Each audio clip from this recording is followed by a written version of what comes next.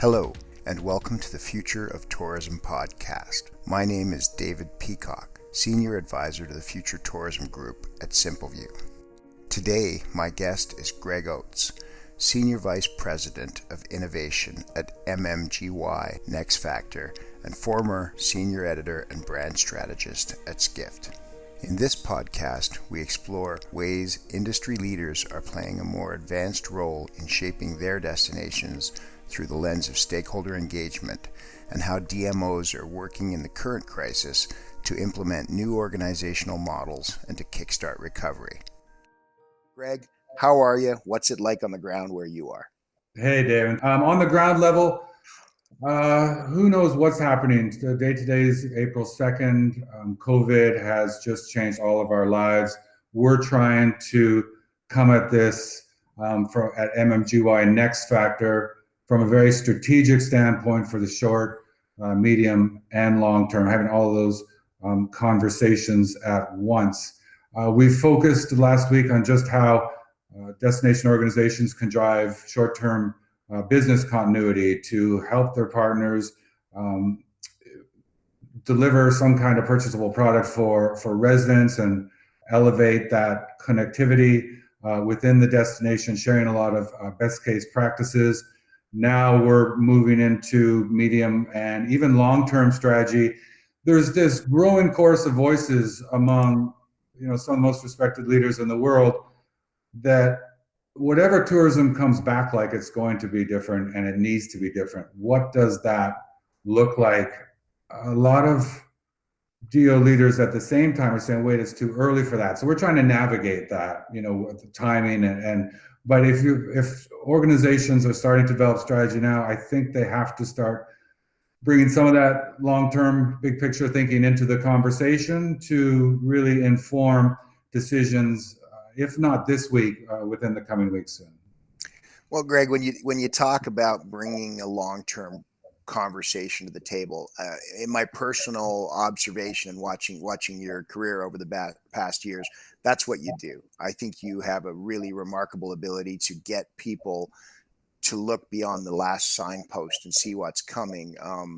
Your work there, when you wrote about it in Skift, was always remarkable. It's a great pleasure to hear you speak, and I know we share an absolute commitment to the idea that the stakeholder engagement piece of tourism is probably one of the most important assets we have as destination management organizations in the future. Absolutely. And I can sometimes get too high level, and my partner, Paul Ouimet, who many people in the audience will know, the founder of MMGY NextFactor and Destinations International Destination Next platform. If I go real high level just for a second, and this goes back to 2012 when I was at the House of Logistics and Mobility in Frankfurt, and their mandate was how to elevate Frankfurt on the world stage when their major carrier Lufthansa was getting impacted from the Emirates Airlines, and their due north was that the city of the future is an interdisciplinary knowledge sharing machine. And that sounds like a mouthful, but basically we've all seen how cities are driving competitive advantage by attracting knowledge, expertise, and talent. But moreover, how do you commercialize that expertise, and how do you connect local expertise with global industry and the global knowledge economy?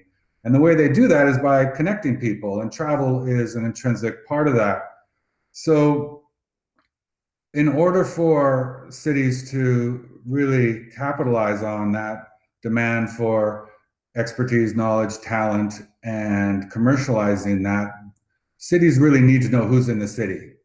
And more we're seeing destination organizations being involved in that role to understand who are the most creative, innovative, sort of forward-thinking people in the region. And this isn't just in advanced industries, but creative industries and what have you. And we see now that the big, most forward-thinking destination organizations like Singapore Tourism Board, Destination Canada, are really promoting not the experiences and not the infrastructure, not the stuff that's in the destination, but the innovation, creativity of the people behind those experiences. And that's trickled down now to so many other destinations. Fort Worth does a great job differentiating why someone should look at the city based on all the creativity and innovation in the city. So some cities have really been building that network and expanding their networks beyond tourism into the local creative economy, knowledge economy, what have you. And what we're finding as with COVID, the cities that have worked to establish those networks and been more intentional stewards of their communities, as we discussed in the Destination Next Future study last year, are in a much better position now to be effective in their destination because they've established those networks and they're not just a marketing organization. So we're trying to get our hands around that and share their strategies with everyone, as many people as possible, to see how they can embrace the same strategies, but really also why those strategies are working. So I want to talk about Destination Next, and in particular, I want to talk specifically about the great work that Paul Amiette's been doing. I think one of the most important tenets of tourism innovation that we've come to in the last 5 years is the work that came out of Destination Next that identified that increasing destination strength isn't possible without increasing stakeholder alignment. You were already writing about stakeholder alignment in Fort Worth some months before this crisis. You'd noted that they were an exceptional destination that was doing what you thought, in your opinion, was a remarkable job of using real people, real lives to move and inspire travelers to become part of that fabric. And I'm going to read you your comment here, and then I want you to expand on the Fort Worth situation for us, because I think it's a great case study. Bear with me. Okay. There's a reason for that. Visit Fort Worth was able to effectively engage local residents and businesses to build those pages quickly because it had evolved intentionally in recent years to a more community-driven, resident-focused organization. The emphasis on building stronger networks across the city, beyond hospitality and tourism partners, in the public, private, and civic sectors has been foundational to Visit Fort Worth strategy as it exists today.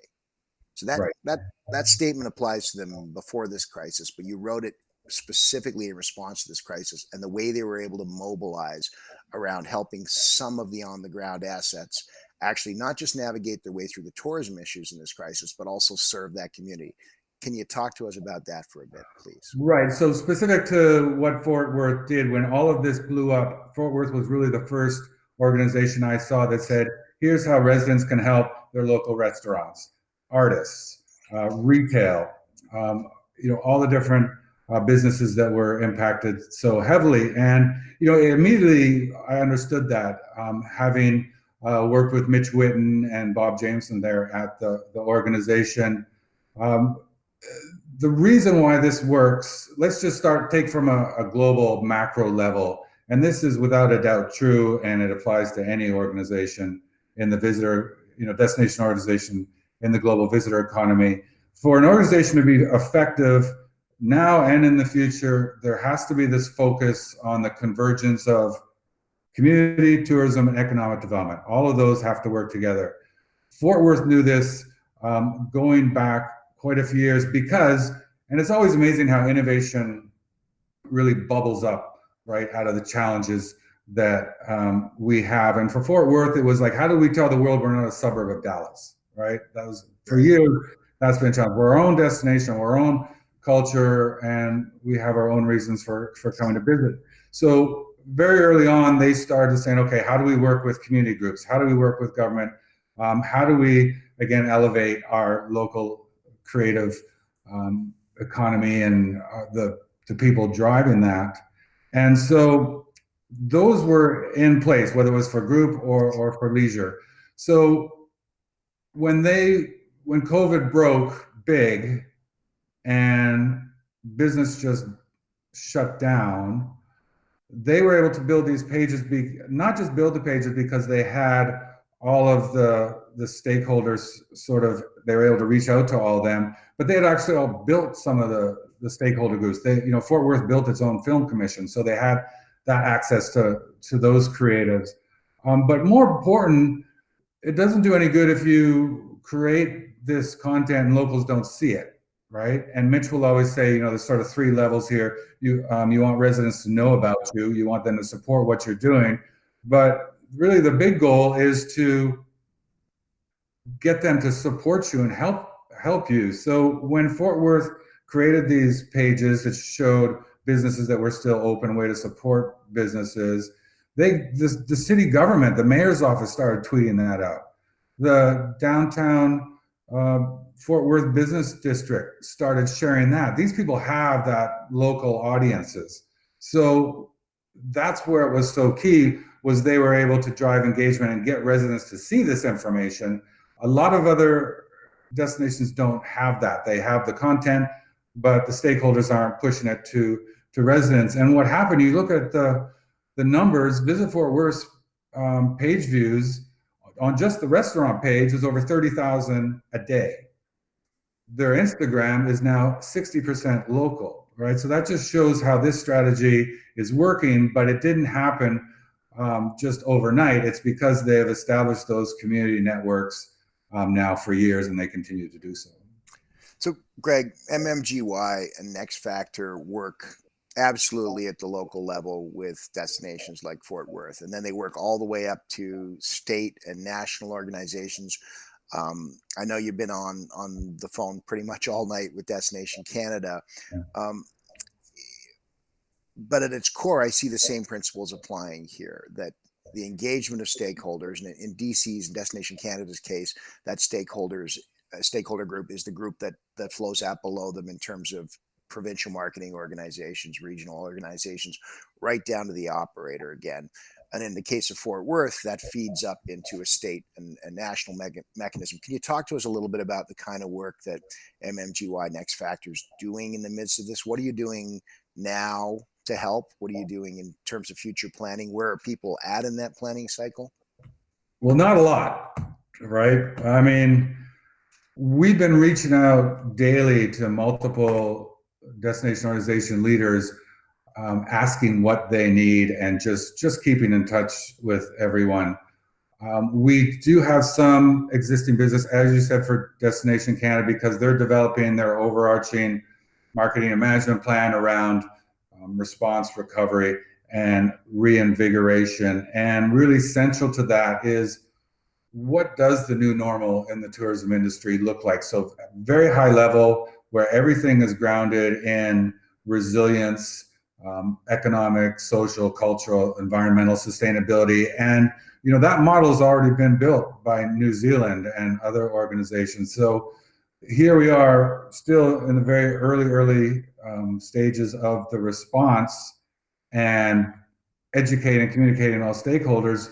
But there has to be that long-term vision about what Canada stands for. What is its identity coming out of this? Everyone's talked about destination stewardship and ensuring that all residents have an opportunity to, one, benefit from the visitor economy, but also contribute to it. Now it's more real than ever. So at the very highest level, with the biggest kind of overarching thought leadership possible, we're involved in that. We're also talking with Ted Lee, the CEO of Tourism Vancouver, and Nancy Small, adjacent at the city of Richmond, British Columbia, to again create this long-term overarching model. Can Metro Vancouver be a Copenhagen or a Sydney, driving the future of our industry? At the same time, we're working with small organizations in terms of, what do you need right now in terms of how your organization structure is going to be changing? Are you going to merge with a chamber of commerce? You've lost your funding for maybe the next 3 months. What does that mean in terms of how you manage resources so that there's something left to come out of the recovery? Things like that. So what I hear in the body of what you're talking about is a pivot. So Destination Canada, as an example, and even some of the individual DMOs you're talking about, they have a current role and function that's fairly well established and probably entrenched for decades. In order to come out of this crisis at the Destination Canada level, the next year is somewhat of a pivot for them. They're open to the idea of shifting their output, resources, and objectives. I mean, on a good day, their objectives would be to proffer up and change people from suspects to prospects in terms of visiting Canada as a destination of choice. I imagine the next year looks very different for them. And I'm getting from the context of your conversation that they're open to that. Similarly, Fort Worth sees that its role and function is going to shift over the next 12, 24 months. And then even very small organizations, like we work with Lake Placid, for example, and up in your area, Halliburton, these small rural communities are looking at how they're going to pivot too. I don't want to speak for Destination Canada, of course, but it's like all the ideas are there and all the connections are there, and the overarching long-term big picture strategy to really connect community, tourism, and economic development are there, right? The federal tourism strategy, creating middle-class jobs, the federal tourism growth strategy came out last year, and in there's 5 sort of areas, key priority areas: driving business to rural, remote areas, winter tourism, indigenous tourism, culinary tourism, and inclusive tourism. So that mandate's right there. So how can, while Destination Canada is developing this strategy, align with that, which is already established? And some of those groups, when we talk about winter, rural, indigenous, are just getting destroyed now in terms of how they can remain solvent, if at all. So it's like the strategy's there, the priorities are in place. Everyone in Canada understands it's important to drive tourism to rural regions and drive winter tourism. So now it's just like, okay, how do you create a framework to make sure it happens? You made a great point on that the other day. And I think the example you used was, how does a DMO align itself with civic priorities in a way so that the fabric of the destination becomes more continuous? And the example you used, I think we talked briefly about Victoria, and the way the growth of that DMO and the sustainability imperatives of the mayor meshed with the sustainability development imperatives that Tourism Victoria and Paul Nursey developed. Can you talk a little about the DMO using the opportunity of civic priorities to integrate itself in this system and there become a better part of the fabric? So, when I was at Skift, we always talked about defining the future of travel. And the way we did that and used the word futurist is looking at who's doing things the best and then seeing commonalities. And that's how you can portend sort of what's coming down the pike. If someone asked me now, who's the city that you're most excited about in North America, I would say Victoria.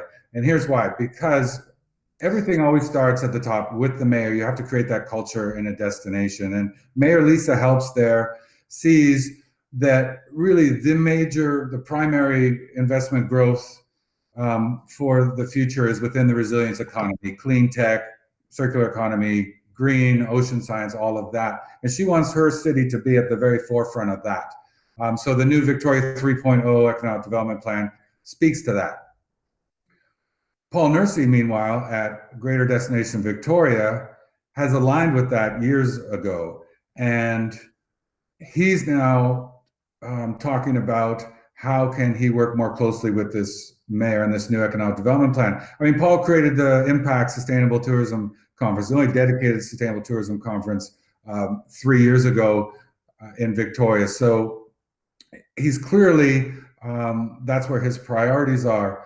Now the focus is on, coming out of COVID, how can these public and private organizations, along with residents and community organizations, really build on that to establish how the city is going to move forward. I mean, Victoria has what I believe the highest percentage of female CEOs in tech. It has the food eco district. It has the first electric commercial airline. It has, the electric ferries. So how can you pool all that together to show that Victoria is a destination of the future that wants to attract progressive people, to meet with like-minded progressive people and create the future, right? It's all the pieces are there, and it's just phenomenal to watch. Well, and that in essence brings us full circle to talk a little bit about the important work that you're doing with NextFactor and MMGY. I'll say it again. I said it earlier in our chat. I think the seminal work by Destination Next that identified, the path to growth as being stakeholder engagement is critically important to the future of tourism. The example you give with Tourism Victoria and the CEO of that organization making sure that their strategy aligns with the mayor's strategy, and I must say that the mayor's strategy is phenomenal and leading and forward thinking. I mean, electric airplanes. We're not just talking about water pollution. We're talking about really reaching into sustainability. I think that's amazing. You've been working for the past year and a bit directly on Destination Next assessments, as well as your other roles as EVP Innovation. What are you seeing in the destinations that have done Destination Next with you? I'm sure you have ongoing communication with them now. How are they in this crisis? What kind of things are you talking about? This week, everyone's focusing on laying off a lot of their staff. They're realizing their budgets have been decimated. So conversations right now are very immediate, very short term. What we believe within the next couple of weeks, as things level set even a little bit, is that, okay, we need to figure out what's next. What are we going to do over the next month or two? So we're looking at, okay, with a limited budget, a limited staff, but hopefully a lot of community alignment and engagement and support, what are those steps that you can take to start the rebuilding process, if not in terms of bookings perhaps, but laying the foundation for that? And that's where the destination stewardship and the community building are really going to come to the fore. So we're looking at things like, who are people in the destination that are doing really interesting things that will provide some really exceptional content for the recovery that really speak to the unique cultural DNA, the spirit of innovation and creativity in the destination. What are some ways that you can work with partners who have engagement with interesting organizations in the destination that can be leveraged to help you, have an additional pool of content? When do you start bringing people back? Do you need to look at changing the governance model? All of these different pieces. This is still very much in early days, but really, we're just trying to figure it out too. We don't necessarily have a lot of answers right now, but the more destination organization leaders we talk to, the more we're putting that picture together. So that's really our process right now. It's almost like a listening tour. People are asking for us feedback. We're getting constant requests for insight, but we're just sharing what other people are doing that's working. So I think basically the short answer is we're on a listening tour right now, and we're trying to provide as much context based on what other organizations are doing, but at the same time, we're hungry to understand what the industry is doing across all levels of destination. Well, and that's maybe an opportunity that we should leverage here while we're talking together. Can you think of a couple questions that you'd like to put out there that CEOs and marketing managers and product development managers and tech managers, if you could put questions in the heads of the DMO management groups, what are the things you'd say to them? Think about this, or ask them about this. What do you want to know? So how are they looking at their research and data departments? I mean, I was talking with Entrada Insights yesterday, and they were saying they've never in the history of data collection has so much data gone stale so fast. So if you're a CEO or CMO or really anyone in an organization, how are you approaching the data question in terms of identifying the signals that will sort of inform when you start developing messaging, and where should that be directed to what source markets now? Because the recovery is going to be gradual and scattered, and every destination is going to recover in different ways. So a DO needs to know who's interested in me now.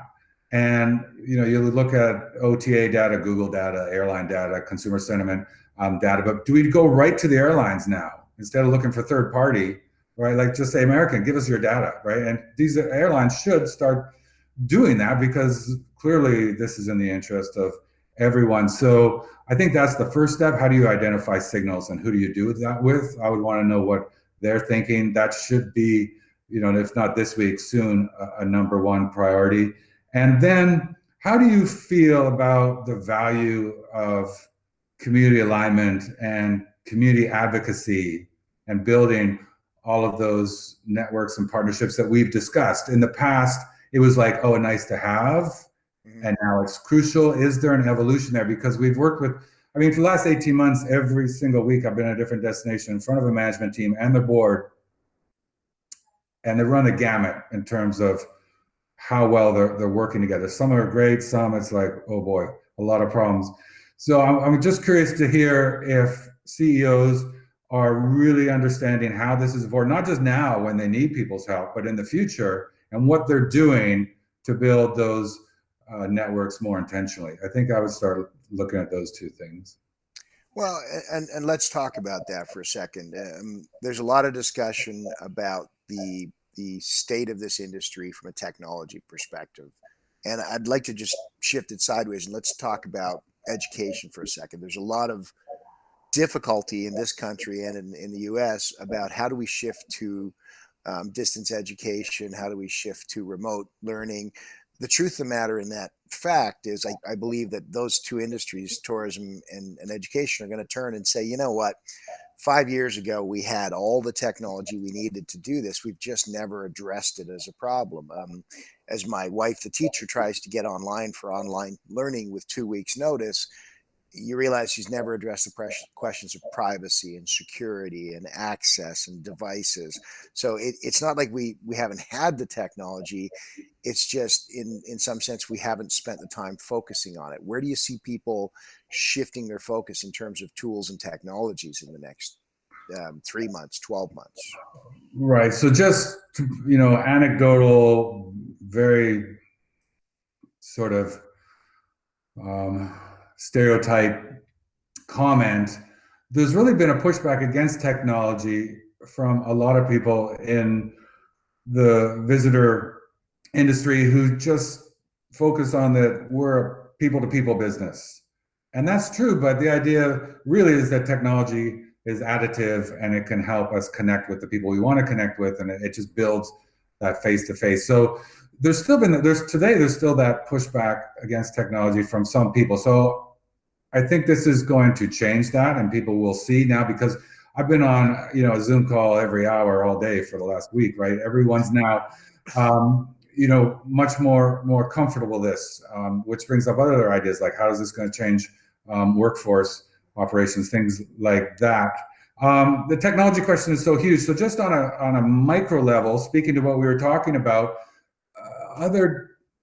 see other countries doing some really amazing things. This idea of developing these pages to help residents support their local businesses. Visit Manchester has that page. It's not just for restaurants, it's for all sectors, but all of those links to performance venues and restaurants and tour operators and all that go to pages that have a bookable product, a purchasable product. So a lot of work went there into that to get all that e-commerce functionality. But any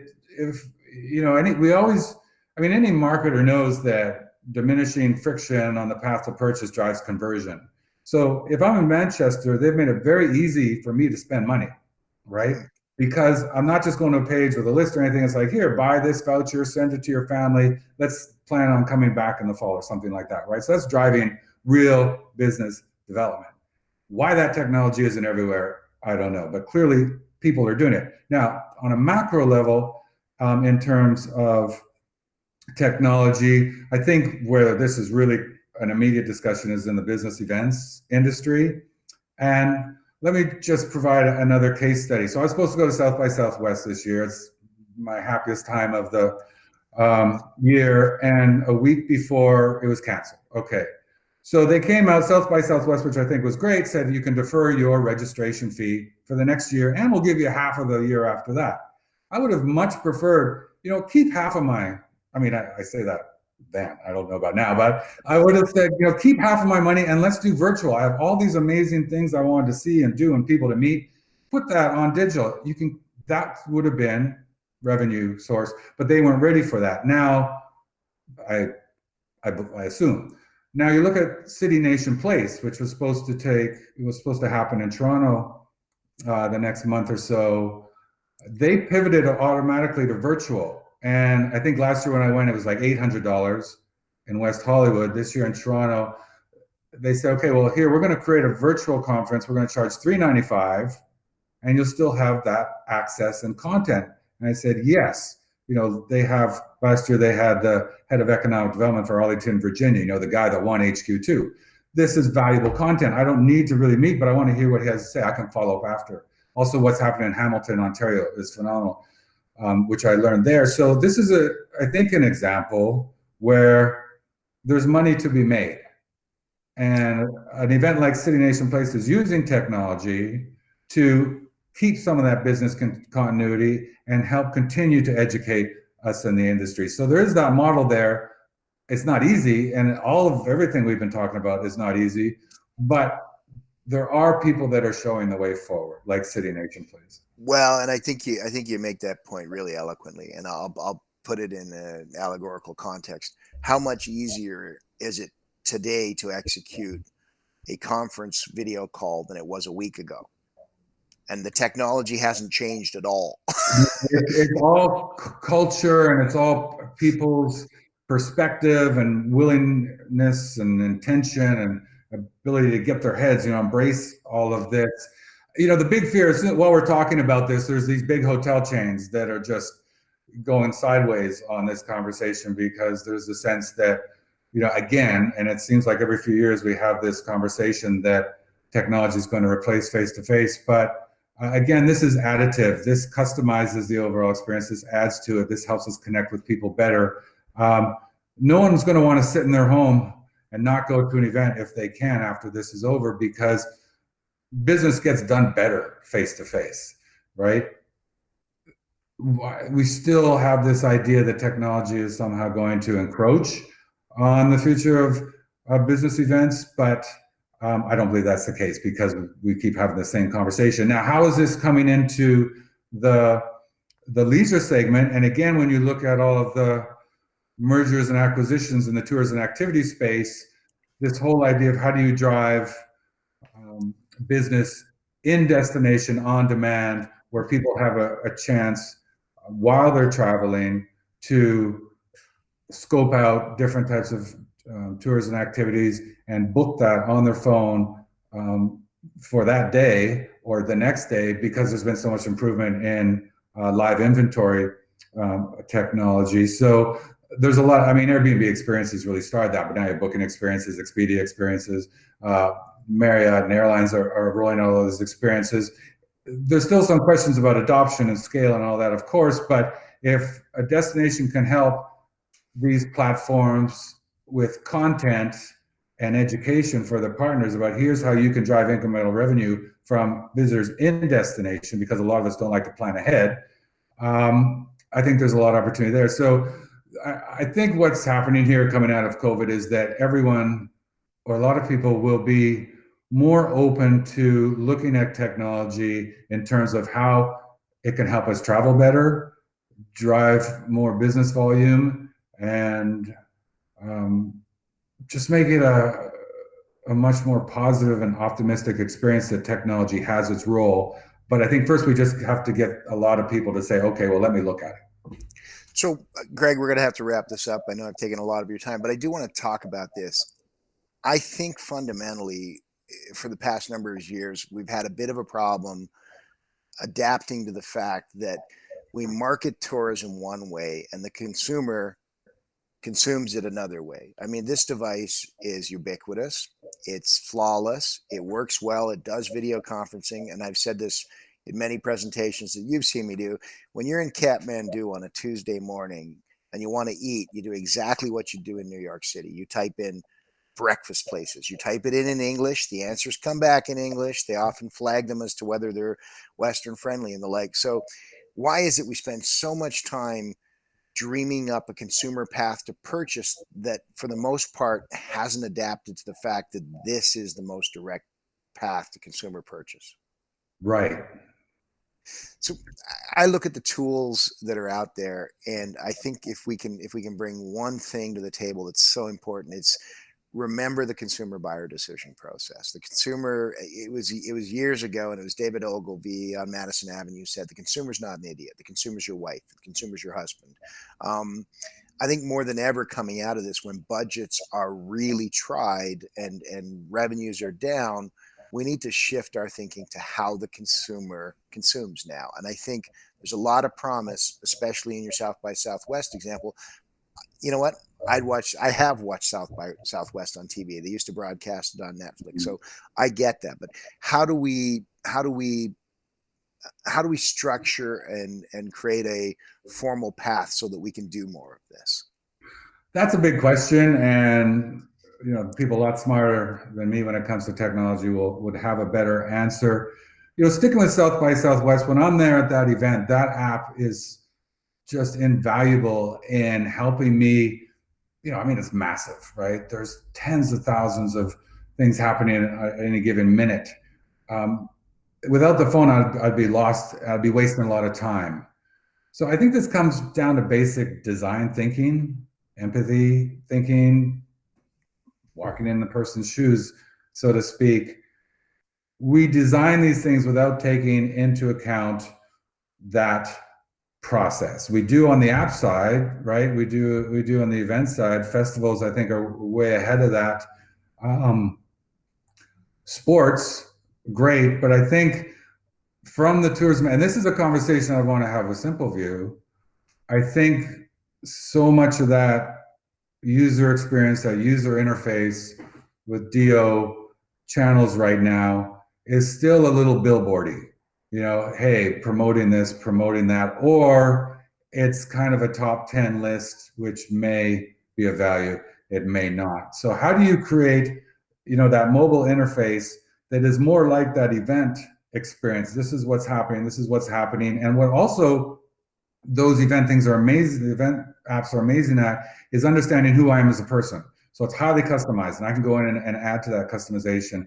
And then you bring in machine learning and all that, and prescriptive AI. So I would start looking at other areas where digital is really sophisticated and start trying to embrace some of that. Well, Greg, I think that's a great place to sort of wind this down. I would love to have that conversation about what tools and we can work on and what Simple View can do.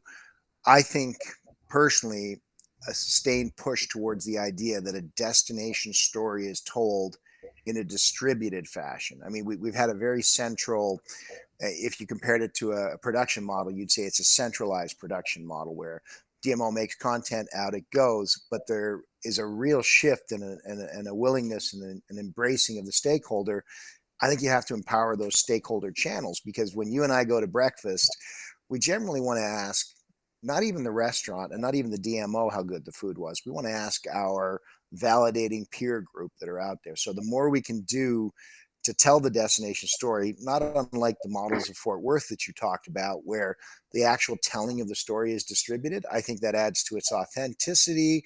It makes it verifiable, and it actually meets the consumer where they shop now. I mean, look at your buying behavior on Amazon, right? You look for verification. Right. 100%. I agree with everything you said, but at the same time, I think I'm one of the big industry's biggest proponents for the homepage, because you mentioned when you search, you put in breakfast places. When I look for a destination, I always do the same thing. No matter where I'm at, I type in cool neighborhoods in the city, right? Because I want to find that neighborhood. And more often than not, if it's done well, that DO website's coming up, and I'm going to their neighborhood page, right? Or and then I might go back to the homepage. So maybe not the homepage, but the actual website. I think Portland, DC, New York started, how they break down their neighborhoods and promote the city not as a city, but a network of neighborhoods where each is aligned with personal preference about how you travel. I use that information. I rely on that information when I travel. I do the research. So I agree everything you said, but I think there's this voice out there, our website's even valid. I think so many are done poorly that you could argue they're not, but for the organizations that do it well, I 100% know that website provides a lot of value to all of the partners in there. Well, and I'm gonna underscore and endorse that. I think a website is the best personal library of Congress you can have. It's how you order your thinking. It's how do you structure your storytelling. And it's the platform where you get to tell stories that won't be told through other channels. I think the point we're making here is though, but don't ignore the other channels. And how do you, it's just like we talked about the convergence of community, tourism, economic development. It's all about convergence and integration and seeing that overall ecosystem and how that works. It's really, really complicated. I think coming out of this, we're going to be thinking about ecosystems and convergence and coordination in a much more robust way, which I love. But to your point, it's both, and they need to work well together. And I think we need to look at the organizations that are in front of that and share that with the rest of the industry and say, hey, you know, this works, but this is what we need to focus on. Well, and you made the point, you know, what simple view doing. If I could sum it up, it would be like this: finding ways to make that easier. Because some of the impediments to sharing and the alignment are just the difficulties we had. And, you know, analogously, as everybody got onto video conferencing, if we spend time with the technology, if we work on the technology, the technology is capable. It's the human interface pieces that we're going to have to work out over the next 6 months. Right. And let's reach out to maybe some of these people and other platforms that are doing things really well and let them look at what we're creating and say, hey, you know, help us out here. All right. We're going to wrap this up. How is it in California before you go? How are you feeling out there?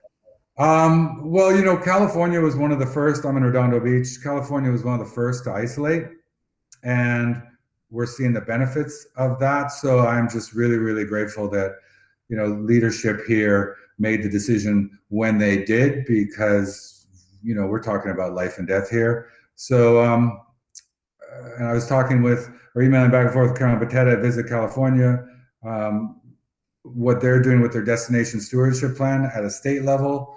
I'm really happy to be in California. I think there's just a lot of smart people here doing great things, and I'm just trying to keep up.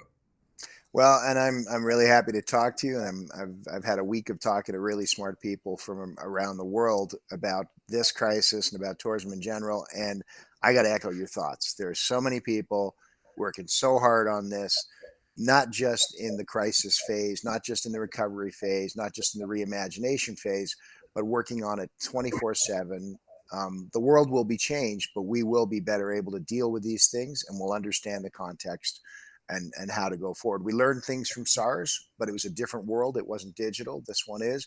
I have the greatest of confidence that we'll get through this. We'll rebound as an industry. We are particularly hard hit. We may be one of the hardest hit industries in this, but we will forge a better path forward together. Well, dude, I think what you and Simple View are doing is just phenomenal. For everyone at MMGY NextFactor and our parent company, MMGY Global, our resources are here for you. Let's just keep, you know, continuing this conversation. And as you said at the beginning, you know, really define the future for our industry.